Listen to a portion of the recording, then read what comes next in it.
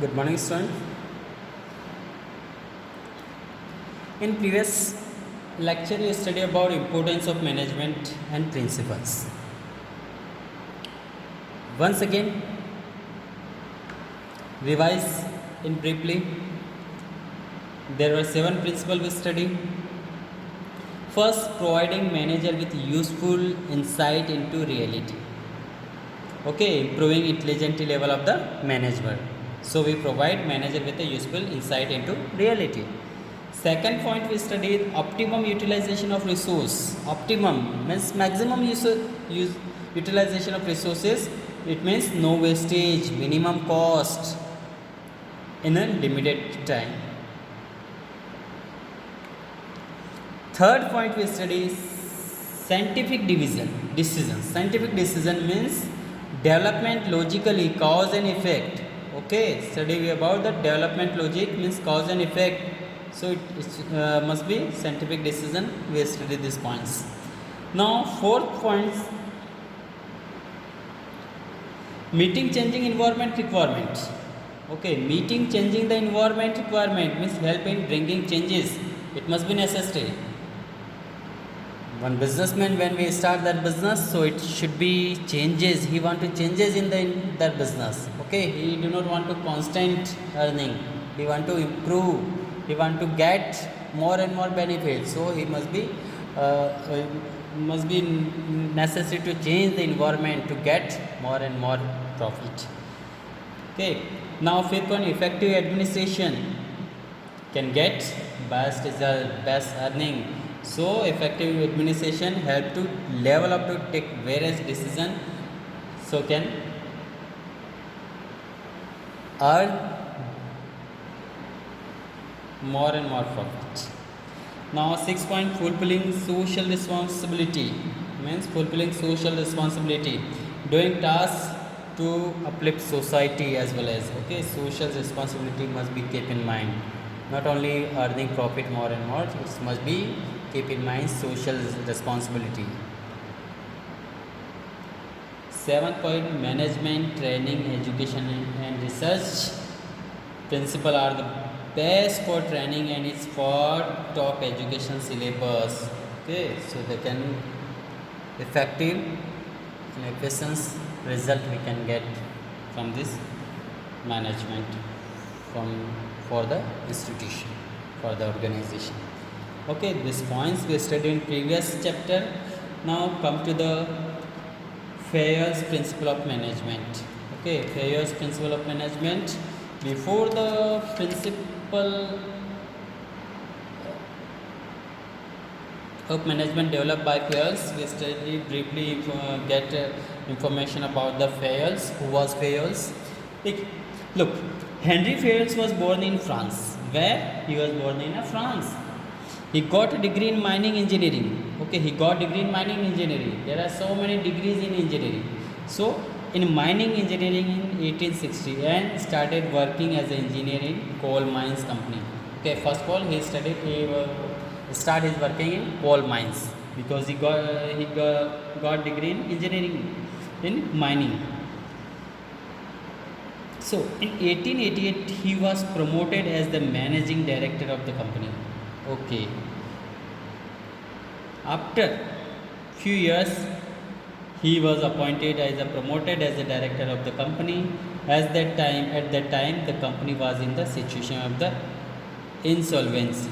Okay, situation of the insolvency. He accepted the challenge. Okay, and applied his managerial techniques. Okay, it means the company was in loss. So he accepted the challenges and applied his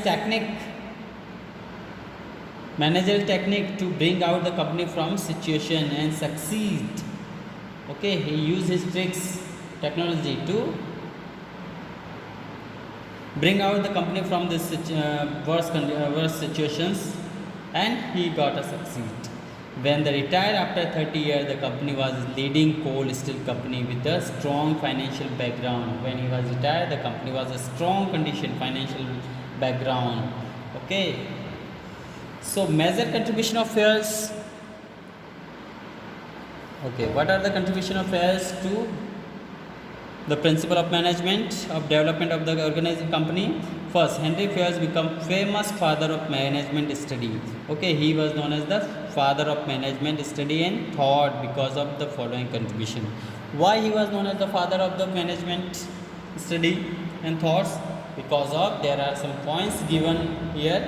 He made a clear distinction between technical and managerial skill.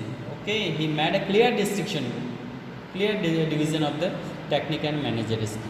Second, he identified the main step in the process of management. First of all, he identified the major points, major process of management, which are considered the major function of management, which are considered as a major function of the management. First, planning, then organizing, staffing, directing and controlling. These 5 points are major steps, process to get development for the organizations. Without planning, we will never success, any organization never success to achieve its objective. Then planning, organizing, staffing and directing, controlling. All points must be necessary for the management of the company. Now, C point, development 14 principle of management which act as guideline for the manager as perform managerial activity. Okay, there are 14 principles we will study in this. There are 11 principles I write down in your here. Okay, 3 remaining we will continue later. So this 14 principle must be necessary as these are act as a guideline for manager to perform managerial activity. Okay, one by one we study here. First of all, division of a worker. First of all, division of worker on the basis of their skill, education, talent. Okay. According to this principle of the whole work must be divided into small tasks. Unit, and instead of assign whole work to one person, one task, unit of one should be assigned to be one person according to their capability, qualification and experience of the person. Okay.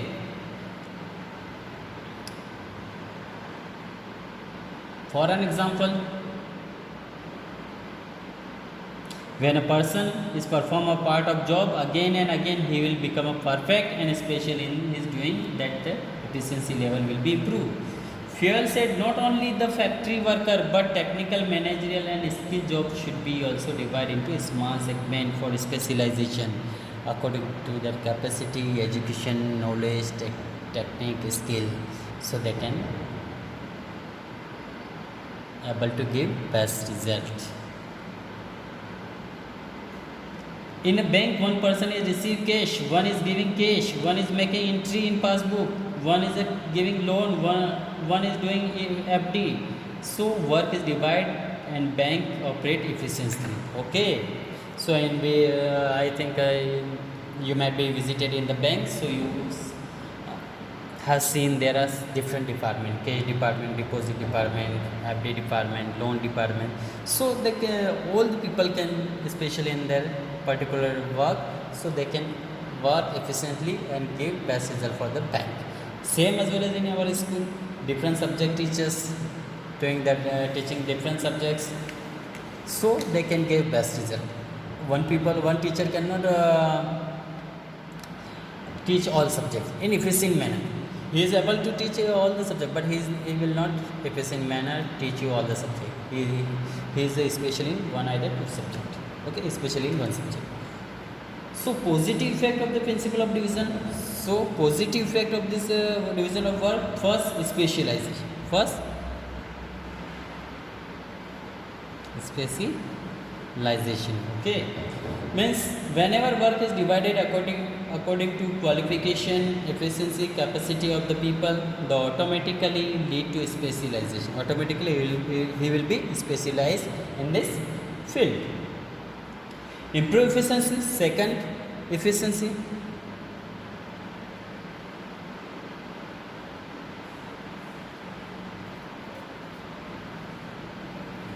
Efficiency. Okay, when employees is performing only one part of the job, then he become expert in that result in less wastage of resources. Okay. Okay, when employees will perform only one part of job, continue again and again, then he will become an expert in this field, in this task. So, is that the result in less wastage of resources, and he is able to give best result. Now, consequence of violation of this principle, okay, it may be drawback. Okay, every coin has two sides, head and tail. So, these 2 points are positive points. Now, there are 2 negative points. We can use as a negative point as the consequence of the violation of this principle. First, lack of efficiency. There will be no specializations and chance of duplication of the work. This is the violation of this principle.